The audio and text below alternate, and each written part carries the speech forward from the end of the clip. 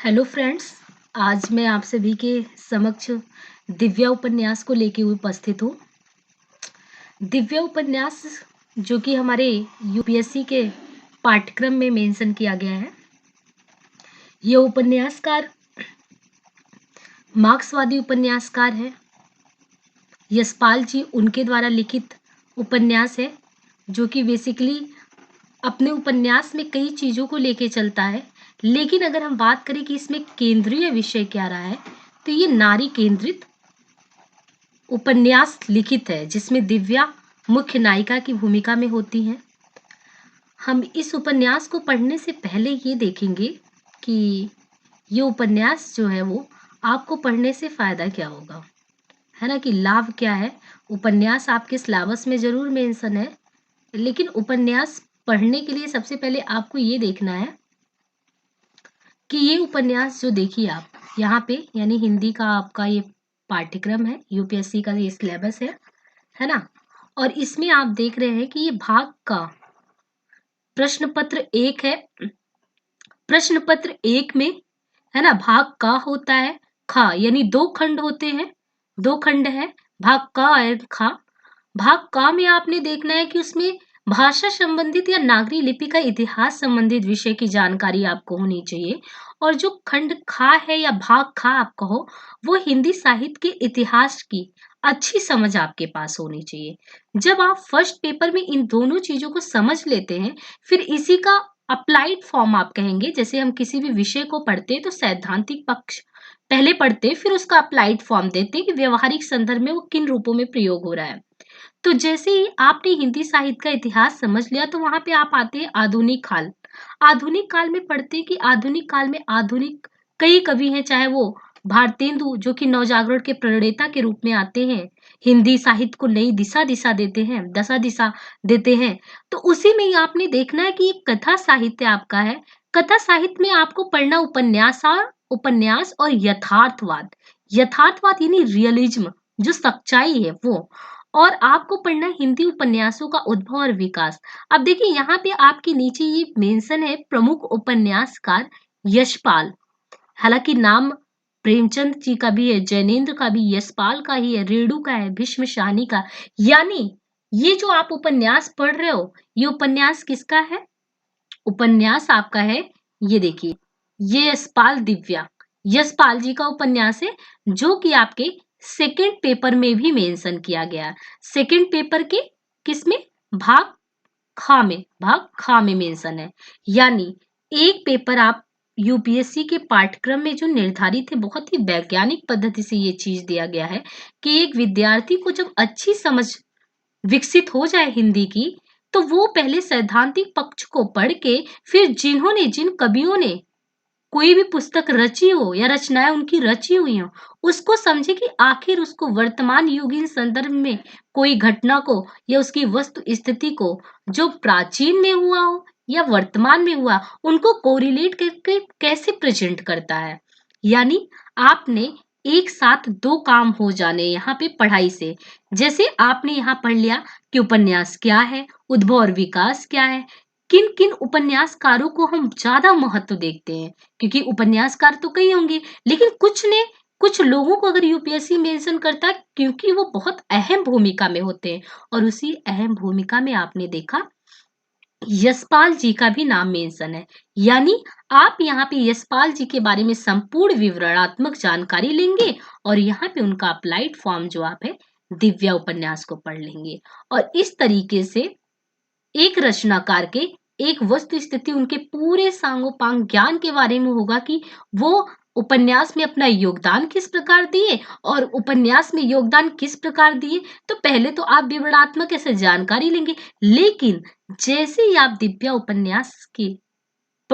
उपन्यास को पढ़ लेते हैं तो आपको उनके विचार पूरे समझ आ जाते हैं कि क्या वो वाकई में मार्क्सवादी रचनाकारी हैं।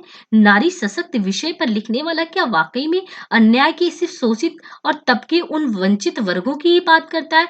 नारी की भी बात करता है, परिस्थितियों के घेरे में घिरी दिव्या की भी बात करता है। और वस्तु स्थिति देख वर्तमान कालीन संदर्भों में जो नारियों से गलती और त्रुटियां हो, जो सामाजिक दायरा हो, उन सभी को भी ये व्याख्यायित करता है। तो ये देखिए आपने यहाँ से ये अगर आप पढ़ते हो चैप्टर, तो इस चैप्टर को हमने बताया कि ये आप बेसिकली सबसे पहले आपको अच्छी नॉलेज आपकी होनी चाहिए कि हमारे ये पूरे सिलेबस में किस प्रकार मेंशन है। अब सिलेबस में मेंशन होने के बाद आपने इसको सेकेंडरी ये देखिए कि आप पढ़े तो क्यों पढ़े? कहीं ऐसा तो नहीं आप वैसे सपाट पढ़ लें? पढ़ने के लिए आपको ये देखना है कि इसको पढ़ने से आपको ज़्यादातर लाभ कैसे होंगे? यानी एक पंथ दो काज। ये देखिए लिखा है भारतीय सिविल सेवा मुख्य परीक्षा में पूछे गए प्रश्न, है ना? और जो सेकंड है ये आपका पूछा गया उत्तर प्रदेश सिविल सेवा मुख्य परीक्षा में पूछे गए प्रश्न। यानी 2 रूपों में आपने तैयारी की यूपीएससी की, हो गया काम यूपी पीसीएस का। क्यों? क्योंकि हमने बताया ना कि कोई भी व्यक्ति चाहे वो भारतेंदु जी है ना, भारतेंदु जी आधुनिक काल के संदर्भ में भारतेंदु युगीन एक नाम पूरा एक काल स्टार्ट हो जाता प्रारंभ हो जाता है। द्विवेदी जी का आपने देखना कि भाषाई व्याकरण में जो अशुद्धियों को दूर किए तो उनकी वजह से एक पूरे व्याकरण को एक चेंज एक पद्धति पे नए उसमें लाने कलेवर में लाने की वजह से हमने द्विवेदी काल नाम दिया। ऐसे ही जो भी रचनाकार हिंदी साहित्य की दुनिया में अप्रतिम योगदान देते हैं, उनको हमें पढ़ना बहुत आवश्यक होता है। और ये दिव्या उपन्यास जो आप यशपाल जी का पढ़ रहे हो, ये जीता जागता नाम है उपन्यास के क्षेत्र में। अब देखिए प्रश्नों की श्रृंखला आप देखिए लगातार क्वेश्चन आपके चाहे ये 2002 में है ना? 2002 में, 4 में, 10 में, 12 में, 18 में, इवन जाएगा कहाँ से? यानी आपने पढ़ा तो चाहे वो फर्स्ट पेपर के सेकंड पार्ट में या सेकंड पेपर के आपके सेकंड वाले खंड में। कहीं से तो उपन्यासकार के रूप में मार्क्सवाद जी या मार्क्सवादी विचारक के तौर पे अगर जाने जाएँ या मार्क्सवादी विचारधारा को आत्मसात करते हुए अपनी लेखन पद्धति में अपनाए या अपनाने वाले जो उपन्यासकार आपके ये क्या नाम है इनका?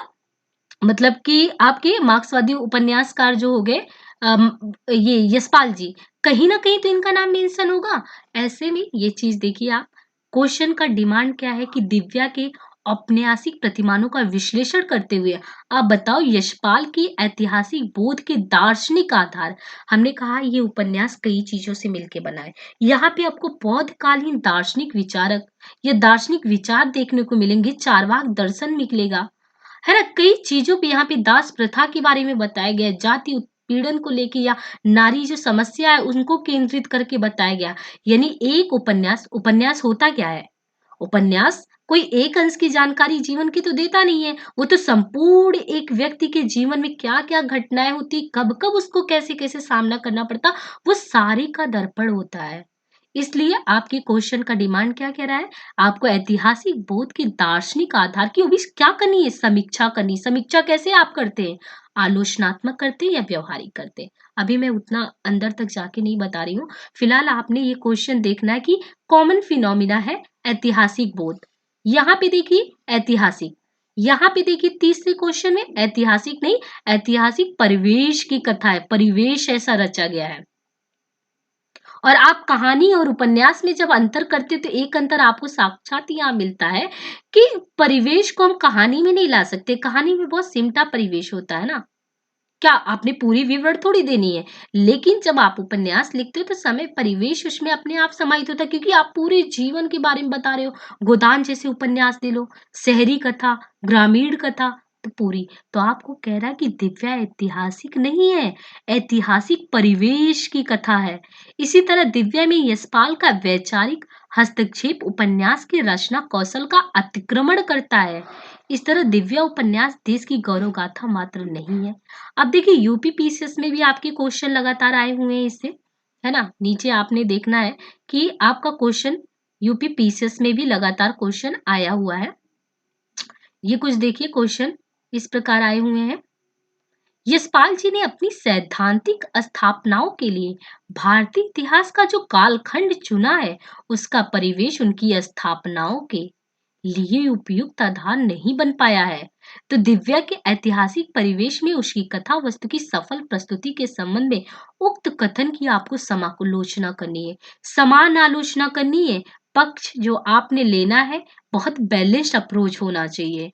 ये क्या कह रहा है कि यशपाल जी ने जो अपनी सैद्धांतिक स्थापना के लिए भारतीय इतिहास का जो कालखंड चुना है, क्या वो सही है? आप इसमें देखेंगे ऐतिहासिक परिप्रेक्ष्य को काफ़ी लिया गया है। आपको खुद एक बार लगेगा कि क्या वर्तमान युग इन संदर्भों को लेके नहीं लिखा जा सकता था?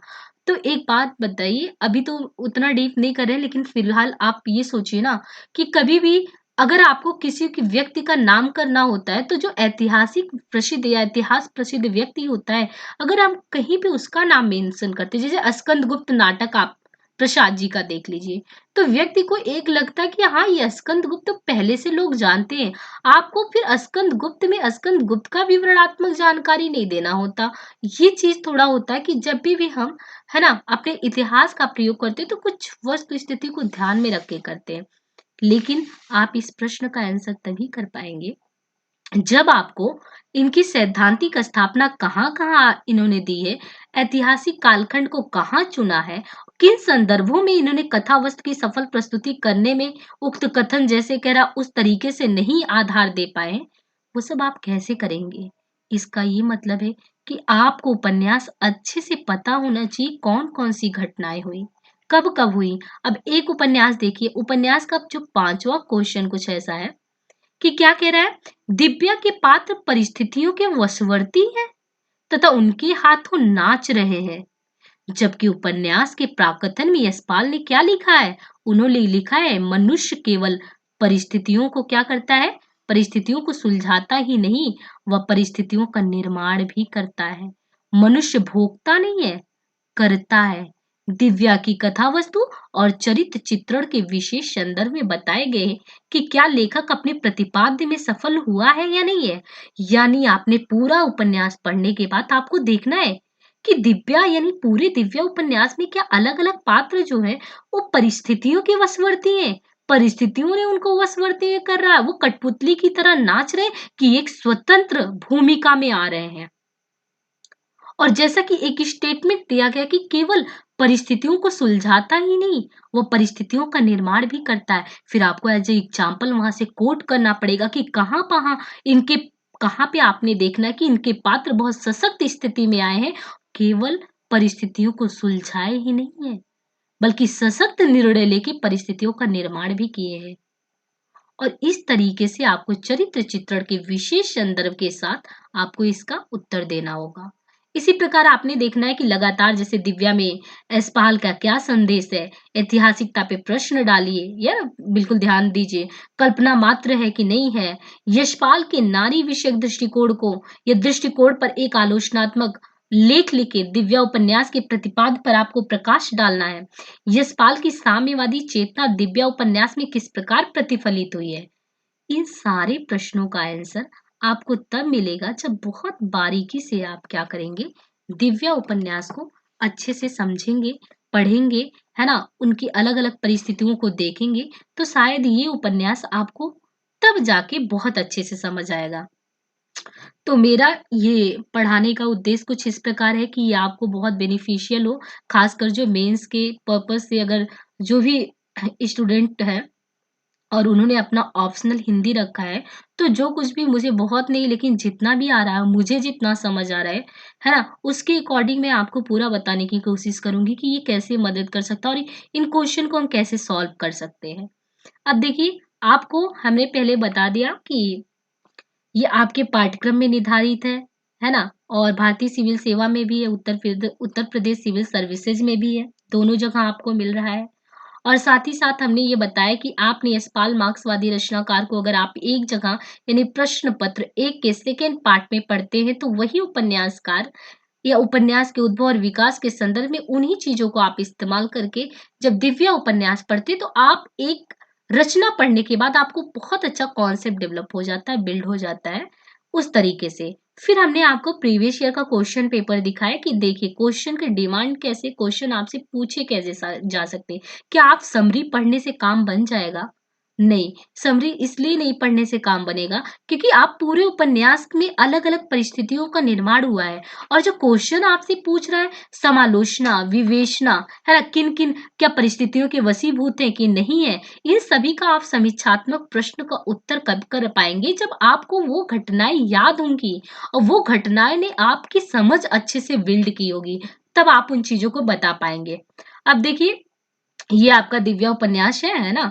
और दिव्या उपन्यास में कुछ खंडवार इस प्रकार दिया गया है कि आपको मधु पर्व, फिर धर्मस्थ का प्रसाद क्योंकि उपन्यास बड़ा है, तो आपको चीज़ें समझ में आए, तो इस प्रकार इन्होंने कैटेगराइज़ कर दिया कि आपको सबसे पहले मधु पर्व की घटना पढ़नी होगी, है ना? फिर धर्मस्थ का प्रसाद पढ़ना है, फिर प्रेष्ठ के बारे में है आचार्य प्रवर्धन करके है, फिर आत्मसमर्पण, विकट वास्तव, तात धर्मस्थ, दारा अंशुमाला, सागल नगरी के बारे में या सागल के बारे में, पृथ्वीशेन और रुद्रदीर के बारे में, मल्लिका के बारे में, दिव्या के बारे में। तो देखिए आपको ये क्रमशः मैं क्या करूँगी, ये उपन्यास आपको क्रमशः है ना, क्रमवार इसको लेके चलूँगी। जब ये उपन्यास एक बार खत्म हो जाएगा इसके बाद हम लोग इसके अलग-अलग मुद्दों को लेके पहले चर्चा करेंगे, है ना? ऐतिहासिक संदर्भ क्या है? नारी सशक्त रूप में कैसे दिव्या आई हैं? या जो आचार्य मारीच है, चारवाक दर्शन का मारीच, वो किस प्रकार आया? या रुद्रधीर किस प्रकार आपको दिखे? पृथ्वीशेन जो एक प्रकार से नायक था, है ना? बाद में उन्होंने कैसे अपनी भूमिका का निर्वहन किया? तो आपने इन सारे सशक्त जितने लोग या किन-किन मुद्दों को दास प्रथा के मुद्दे पे करारा चोट किया गया है, समकालीन जो परिस्थितियाँ थी उनको भी बहुत अच्छे से दिखाया गया और वो समस्याएँ आज आप आपकी आज के संदर्भ में उसको इंटरलिंक करके देख सकते हो, है ना? तो ये सारी चीज़ें क्रमशः जब मैं उपन्यास एक बार फिनिश करा दूँगी, इसके बाद मैं इन सारे पे चर्चा करूँगी और उन सारी चीज़ों को मैं जो क्वेश्चन पूछे गए, उस पे कैसे हम आंसर कर सकते हैं इस फ्रेमिंग में आपसे, है ना? इस फ्रेमिंग्स में आपसे फिर आंसर का वो करूँगी, वार्तालाप मेरा होगा आप लोगों से। अब देखिए, ये चीज़ें आपने यहाँ पे देखी कि क्रमशः बिंदुवार इस प्रकार आपका ये सिलेबस रहेगा। आगे मैं आपको एक चीज़ और दिखाना चाहूँगी, जैसे ये आपका दिव्या उपन्यास का तो ये हो गया कि हाँ, आप यही यशपाल की ये बौद्धकालीन देखिए इसमें बोला गया कि ये बौद्धकालीन उपन्यास है ना? यशपाल जी का है, लोक भारती प्रकाशन से जो भी है। अब आगे इसमें एक बहुत अच्छी बात ये दी गई है कि आपको इसका प्राकथन पढ़ना चाहिए। प्राकथन पढ़ने से ये आइडिया हो जाएगा क्योंकि इस प्राकथन का आप इस्तेमाल बहुत अच्छा कर सकते हैं क्योंकि ये प्राकथन आप पढ़ने के बाद आपको लगता है कि आप किताब क्यों पढ़ रहे हैं यशपाल जी ने कौन सी दृष्टि रख कर या उनकी दृष्टि कैसे बनी और उन्होंने इसको लिखा तो देखिए जैसे ये बोलता है पहले ही आप पंक्ति देखो कि दिव्या इतिहास नहीं है ऐतिहासिक कल्पना मात्र और आपने प्रश्न में देखा एक प्रश्न सीधे सीधे यही से आ गया तो इन्होंने क्या बोल दिया पहले बोल दिया कि पाठकगण को ये किसी भी प्रकार से उनको गलतफहमी नहीं होनी चाहिए कि दिव्या इतिहास नहीं है ऐतिहासिक काल्पनिक मात्र है हमने इतिहास को थोड़ी उठाया है भाई इतिहास साहित्य क्या होता है साहित्य यानी लोगों का हित करने वाला आप जो इतिहास में नहीं सोच सकते हो इतिहास में आप क्या रहते हो एक दायरे में बंधे होते हो कौन से कालक्रम के दायरे में है ना उसमें बंधे हो तो आप उसमें कल्पना की बात नहीं कर सकते इतिहास और साहित्य में आपको एक कड़ी जाके साहित्य उससे आगे निकलता है साहित्य आपको उन चीजों से रूबरू करवा देता है वो किसी के दायरे में नहीं होता वो आपके स्वतंत्र विचारों को कल्पनात्मक जो आपका संसार होता है उनमें उन इच्छाओं को भी पूरा करा देता है जो शायद ही आप अगर धरातल पे उन सपनों को पूरा करना चाहे तो ना हो यानी हर एक व्यक्ति जब वो साहित्य पढ़ता है तो साहित्य पढ़ता नहीं साहित्य में अपने आप को झांकता है इसीलिए तो साहित्य समाज का दर्पण है तो ये क्या कहा कि भाई मैं दिव्या आपको इतिहास नहीं पढ़ा रहा हूँ इतिहास तो इतिहास का विषय पढ़ाएगा दिव्या इतिहास नहीं है ऐतिहासिक कल्पना मात्र है हमने इतिहास के संदर्भ में कल्पना के जो रंग है उनको डाल के आपके समक्ष प्रस्तुत किया है ये हो गया इसने आगे इसमें लिखा गया है कि ऐतिहासिक पृष्ठभूमि पर व्यक्ति और समाज की प्रवृत्ति और गति का चित्र है लेखक ने क्या किया है कला के अनुराग से काल्पनिक चित्र में ऐतिहासिक वातावरण के आधार पर यथार्थ का रंग देने का प्रयत्न किया कितनी अच्छी बात लिखी है कि हमने क्या किया ऐतिहासिक पृष्ठभूमि पर व्यक्ति मतलब क्या, हमने इतिहास को आधार माना। जैसे आप घर का निर्माण कर रहे हो कि कोई भी घर बन रहा है, उसका बेस जो होता है, तो मैंने क्या कहा, उसका पिलर जो है हमने बहुत अच्छा बनाया कि पूरे घर का निर्माण होना। इन्होंने कहा कि मैं दिव्या उपन्यास बना मतलब लिख रहा हूँ, तो मैं एक ऐसे उस पे खड़ा कर रहा हूँ जिस पे आप क्वेश्चन मार्क नहीं कर सकते। यानी मैंने पृष्ठभूमि तो ऐतिहासिक रखी, पर उस पे मैंने किन चीजों को उकेरा, व्यक्ति प्लस समाज का संबंध, उसकी प्रवृत्ति और गति का चित्र। और वो किस प्रकार, लेखक ने कला के अनुराग से, लेखक क्या है, कला के अनुराग से जुड़ा हुआ है। उसने काल्पनिक चित्र में ऐतिहासिक वातावरण के आधार पर कौन सा रंग देने का, आदर्शवादी नहीं, यथार्थ जो सच्चाई है, सच्चाई के रंग देने का हमने प्रयत्न किया है। और आपको दिखता भी है, दिव्या को जब आप उपन्यास को पढ़ते तो अंततः आपको लगता है कि आज भी सामाजिक चिंता है ना, किन किन स्तरों पे लोगों को प्रॉब्लम्स है, और खासकर नारी की वस्तुस्थिति आपको दयनीय लगती है। कई बार आपको दिव्या पढ़ते हुए यह एहसास होता है कि ये बहुत दुर्दयनीय स्थिति एक लगती है नारी की। कई बार तो जैसे उसने क्वेश्चन आपसे पूछ लिया कि क्या दिव्या जो है परिस्थितियों का निर्माण करती है जो उसके साथ इस प्रकार, मतलब हमेशा अन्याय की तरीके से उसके साथ बिहेव होता है, या वो ऐसा गलत चुनाव कर लेती है। तो इन्होंने क्या कहा है कि चित्र में त्रुटि रह जाना तो संभव है। भाई कल्पना मैंने किया, उसमें गलती हो सकती है, लेकिन उस समय का हमारा इतिहास यथेष्ट प्राप्त नहीं है। हमने इतिहास को क्या, इतिहास को सबने देखा है, इतिहास को इमेजिन करके लिखा गया है, स्रोतों से आपने लिया और स्रोतों से लेके आपने उसको लिखा। इसलिए स्वाभाविक सी बात है उसमें त्रुटि रह जाना। लेकिन जो प्राप्त है, मुझे जो प्राप्त है उस पर लेखक का विशेष अधिकार नहीं है। अपनी यह न्यूनता जानकर भी लेखक ने कल्पना का आधार उसी समय को बनाया है। कारण ये है कि उस समय के चित्र में ऐतिहासिक काल के प्रति लेखक का मोह, यानी लेखक का मोह था। और इस तरीके से उन्होंने क्या लिखा, सूक्ष्मदर्शी पाठकों के प्रति इससे अन्याय हो सकता था अगर मैं उस तरीके से लिखता, और असंगति देखकर उन्हें विरक्ति भी हो सकती थी। तो मैंने उतना ही दायरा चुना जितना मेरे उसमें आता है, ज्यादा नहीं। और अपने अतीत का मनन और मंथन हम भविष्य के लिए संकेत पाने के प्रयोजन से करते हैं। वर्तमान में अपने आप को असमर्थ पाकर भी हमने अपने अपने अतीत में अपनी क्षमता का परिचय पाते हैं। इतिहास घटनाओं के रूप में अपनी पुनरावृत्ति नहीं करता। परिवर्तन का सत्य ही इतिहास का तत्व है, परंतु परिवर्तन की इस श्रृंखला में अपने अस्तित्व की रक्षा और विकास के लिए व्यक्ति और समाज का प्रयत्न निरंतर विद्यमान रहा। इन्होंने कहा कि मैंने दिव्या को ऐतिहासिक आवरण देने या पृष्ठभूमि का इसलिए प्रयोग किया कि हर एक व्यक्ति इतिहास से सबक लेता है कि भविष्य के लिए उसको संकेत मिले कि क्या हमारे अतीत में गलतियां रही हैं जिनको हम सुधार कर आगे बढ़ सकते हैं। तो वो गलत तो बात नहीं है। और भाई परिवर्तन तो सत्य है, जीवन परिवर्तनशील है, संसार भी परिवर्तनशील है। और हमेशा हम अतीत में झांक कर वर्तमान के लिए कुछ नया ढूंढते हैं कि क्या चीज हुआ था, है ना, जिससे गलती हो गई, उनको हमको सुधार के आगे कैसे बढ़ना। और कुछ चीजें हम सीख में लेते हैं, जैसे हमारे संस्कार होते हैं। इस तरह इन्होंने कहा, इतिहास का तत्व अगर देखें, इतिहास का तत्व विभिन्न परिस्थितियों में व्यक्ति और समाज की रचनात्मक क्षमता का जो है, इस क्षमता का विश्लेषण करता है। मनुष्य केवल परिस्थितियों को सुलझाता ही नहीं है, वह परिस्थितियों का निर्माण भी करता है। ये आप देखें ना, क्वेश्चन में आपकी सीधे सीधे क्वेश्चन में प्राकथन से आया था। पहला क्वेश्चन, एक क्वेश्चन आपने देखा था, प्रश्न आया था, दिव्या इतिहास नहीं ऐतिहासिक कल्पना मात्र है। दूसरा एक प्रश्न आपने देखा कि क्या बोल रहे हैं कि केवल परिस्थितियों को सुलझाता ही नहीं, वह परिस्थितियों का निर्माण भी करता है। ऐसा भी प्रश्न आ चुका है। इस तरह आपको प्राकथन पढ़ने से ही काफी अच्छी जानकारी हो जाती है कि प्राकथन से आपके डायरेक्टली क्वेश्चन बनते हैं। इससे आपको ये जो प्रारूप है, जैसे आपकी संविधान का दस्तावेज में आप प्रस्तावना में, पूरे प्रस्तावना में झांक सकते हैं कि संविधान में आखिर बात कही क्या गई है। सेम थिंग आप यहाँ पे भी कर सकते हैं कि पूरे दिव्या उपन्यास का पहले क्रक्स या जिस्ट पढ़ना हो तो उनकी प्राकथन को समझिए कि लेखक आखिर आप तक बात कन्वे क्या करना चाहता है, वो पहुंचाना क्या चाहता है।